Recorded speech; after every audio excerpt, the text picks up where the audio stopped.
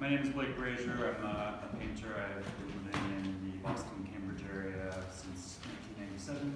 Currently, I just moved to Lowell about 2 months ago. Still getting used to being so far out of the city.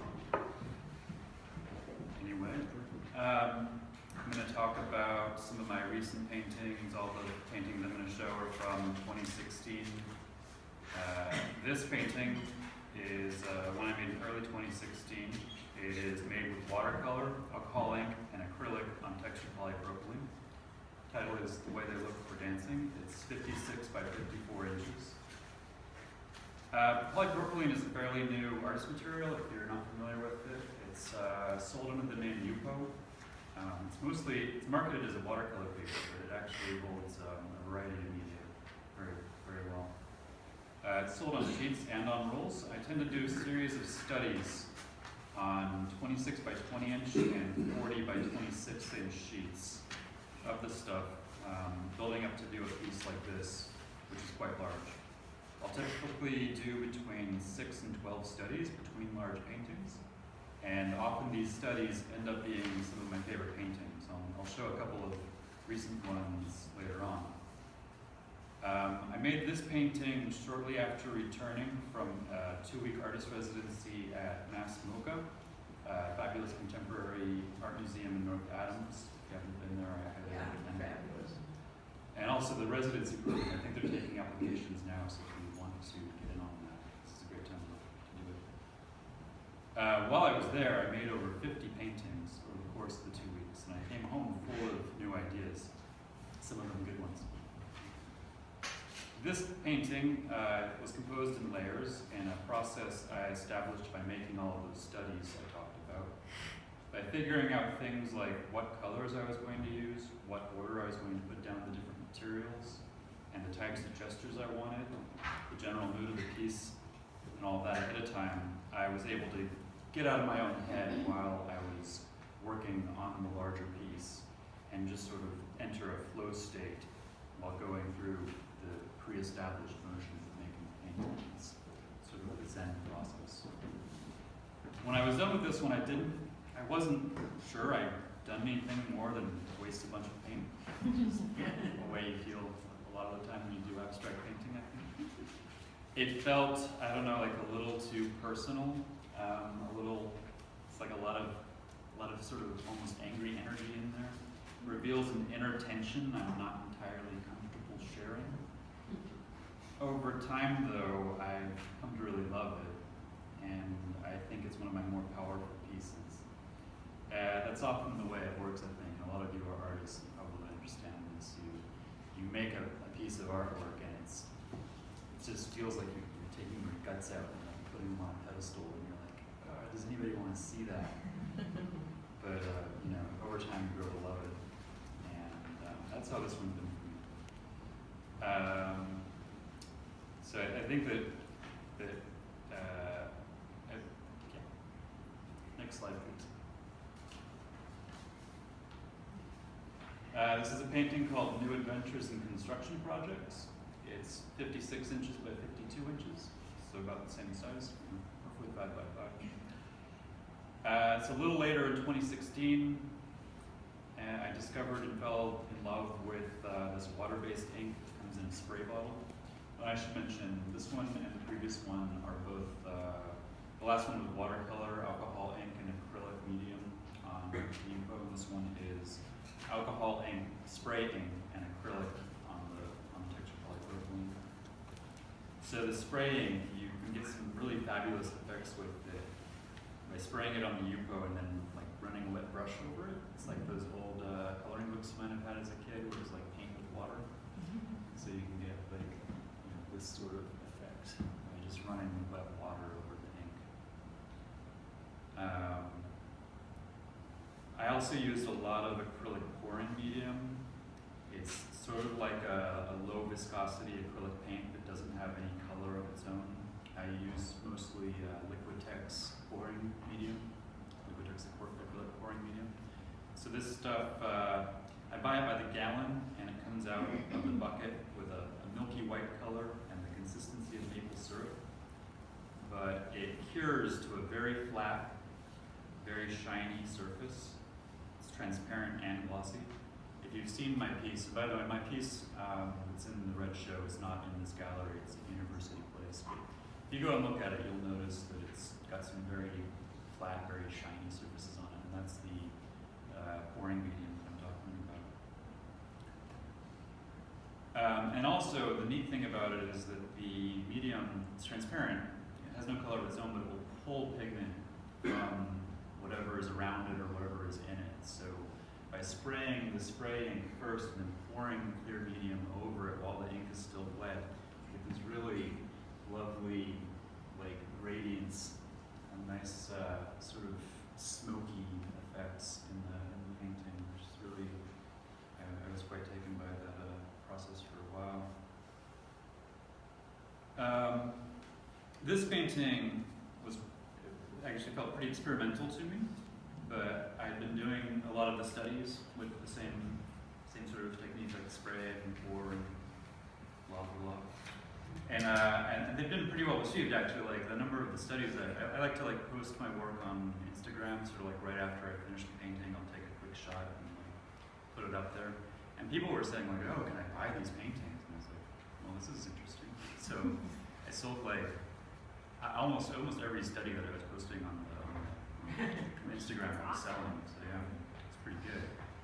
So there was a call for submissions for the Danforth Art Museum, their art annual. And I was like, well, it still feels like an experimental process to me. I'm going to enter this painting along with two others, like the last one I think I showed and another one. And this one got in. So it was on display at the Danforth in June and August this year, and it was my first painting to ever be displayed in a U.S. museum. Yeah. And museums are sort of like where I want to be right now. Yeah. It was a pretty big milestone for me, so I was pretty happy about that. Next slide, please. This painting, In the Mouth of the Wolf, is the painting that is at University Place right now.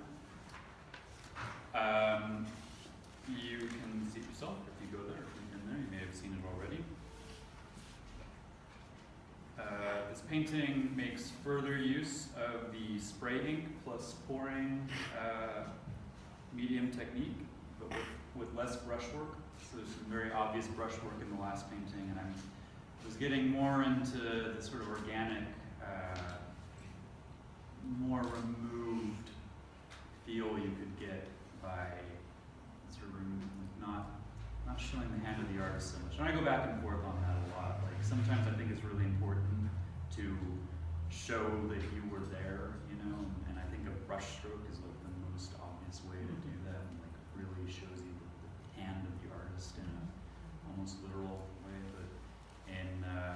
I also like sometimes to think about this idea of like, what if the painting is just this thing that arrives fully formed in the world, you know, and that's sort of a different feel, but it feels like the painting is less about a personal thing about me and more about a universal aspect of the world we live in. And I don't know, these are all like pretty big ideas, I guess.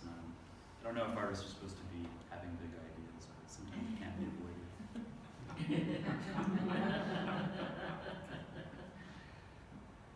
So I've refined the spraying technique with a process that involves misting the paint with water. So now I'm spraying the ink, and it goes down in these little droplets, and you know, then you have to do something with little droplets because you can't actually see the droplets because they're so small. So you either run the brush over them like the last one, or you pour the medium over it or whatever. And I discovered I could get like a water mister. I was using a spray bottle for a long time, and then I got one of these like things that you pump and just like shh. And when you mist the ink with the water, it sort of pulls the ink away from itself, right? And like then the water dries and deposits the ink where the water used to be, and you get this really interesting sort of frosted pattern. Like it really looks like when you go out to your car on a cold morning, you know, it's got like the pattern of ice on it, right? Except with different colors. I think if you went out to your car and you saw like frosted green on your car, you'd be a little upset. So I was doing that and doing the medium, and I've gone back to squeezing paint out of, I use, my other acrylic paints that I use are a lot of high viscosity paints. I always get viscosity mixed up, which is very thin acrylic paint. So like golden fluid acrylics and golden high flow acrylics. Low viscosity. Yeah. I have a science background too. I'm aware of this. At least I know that I'm wrong most of the time. Anyway, so a technique that I used to use a whole lot, like every painting in 2015 had these concentric circles, or I would do essentially what you're seeing here. I've while the medium is still wet, I've dripped a little bit of the high flow acrylic, which is like the consistency of ink, essentially. And it gets into this wet medium and it just sort of spreads out. It's really neat to watch. It's fun, actually, to get like a big painting like this and just have like all kinds of stuff just sort of like slowly moving around while it's drying.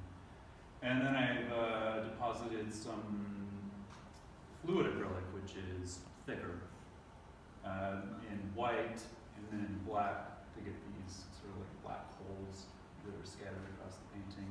There's also a bit in here I've dripped some iridescent fluid acrylic, high flow into the medium, which creates an interesting effect because the like iridescent white and iridescent silver paints, like they don't have the sort of color of their own, but they make little shiny areas and sort of a cellular formation. This was I thought this was a really great painting, and I'm happy and proud that it got into the show here. So looking to do, I think, maybe more like this. Next slide. Yep. So this is an example of what I've been referring to as a study. It's 26 inches wide by 40 inches tall. And so the Yupo you can buy, the roller you can buy in the sheets. You can buy sheets this size, so it's really easy to like just get going in the studio, just pull it out. You don't have to bother with like setting up a surface and wrapping stuff in there. And so I moved my studio from Somerville to Lowell in September, which is when I also moved my apartments. And moving studios was like so much more traumatic than apartments. Like a ton of work. And if you've ever been, sure many of you have had this experience, it just takes forever to get back to figuring out how to actually make the work happen. Like, where do you put paintings while they're drying so that you can work on more paintings and all this sort of thing. But it took me a month and a half to sort of get to the process where now I'm back to where I'm making 6 like this in a week usually. And I haven't done a lot of bigger paintings since I moved. I'm sort of like going in a lot of different directions and figuring out how I want to proceed. But I'm exploring the tension between the background and the foreground. You noticed maybe in many of the previous paintings there's like usually a white area around the edges, and I sort of got into that in 2015 through 2014 to 2015. I went through this long process that resulted in me leaving that edge, and I thought it was said something interesting maybe about the tension between chaos and containment. And now I want to sort of push that a little bit more. And so I'm thinking about what you can do in the background, what it's like to have the different backgrounds and different foregrounds together. And I also am pushing myself to work more intuitively. In my studio, sometimes when I'm stuck, like you get that, like you just don't know what to do next sort of feeling. I have a motto that I've been relying on, and it's the first idea is the best idea. So whatever it is that you were thinking about doing and thinking that maybe you shouldn't, just do it, right? Just do it. If it doesn't work out, always make another painting. I work pretty quickly. I make a lot of stuff, so I do that partially so I don't have to feel bad about, just getting rid of the painting if it doesn't work out. I think also the secret to making good paintings is to make a lot of bad paintings. Next slide. And this one, coming to terms, spray ink and acrylic on textured polypropylene, another 40 by 26 inch study. I think these are getting progressively moodier. Like there's like a darker sort of thing going on in here. It's not as, I'm just gonna show this real quick if I can. The colors I think aren't super great on. Yeah, the projector's not the best when it comes to color, but Anyway, you can see from my laptop. I'm excited about these like new directions, and actually recently, like the last week, I started making studies where I've totally abandoned this idea of the contained edge and gone back to all over compositions, and it's really, I was doing all over compositions exclusively up until about 2014, and I thought that it was like, de Kooning and Pollock and whatever abstract expressionism. This is the way you have to do it if you're going to be a real abstract painter. And, it's always good to do the things that you think you're not supposed to do. And then also find that you're doing the same thing over and over again. Try to not do that for a little while. And I think I'll wrap that up here. Does anybody have any questions for Blake? I have a question. Because I've known your work for a little while now, and it's been fun to see your progression from working on Canvas to working on the UPO, but I'm wondering, where do your titles come from? Because they're always pretty cool and like very mysterious, so. I do try to put some thought into the titles. They come from a variety of sources. I used to keep a notebook actually while I was listening to NPR, and if there was just like a string of 3 to 7 words that I was like, if you take that out of context, it has like either zero meaning or completely I like things that have 2 potential meanings. Okay. So like coming to terms, for example, it can be about negotiations between multiple people, or it can be about accepting a great loss in your life or something like that. And for me, there's a bit of I feel like it's where I'm at now with a change in my, I think the role is a big trauma in a way. Being out of Cambridge, and it's great in a lot of ways. There's so much space there, and it's so beautiful. Probably bigger and cheaper, right? Yeah. Bigger, not cheaper. Oh, okay. Well, okay, so larger size. Yeah. That's cool. Where is your studio? Where is your studio? I'm in the Gates Block studio, which is on Market Street. I'm at Western Ave. Yeah. Oh, cool. Neighbors. So you're feeling in. Wait, I went to MIT. Where did you study there? Because it wasn't painting. Yeah, so I went to MIT, and I did actually, my degree is a Bachelor of Science in Art and Design. Oh, it is? Yeah. Oh, I didn't realize that. MIT has the visual art, it does have a visual arts department. It is a part of the Department of Architecture. So Yes. at MIT, visual art is a type of architecture, Ah, which is okay. interesting.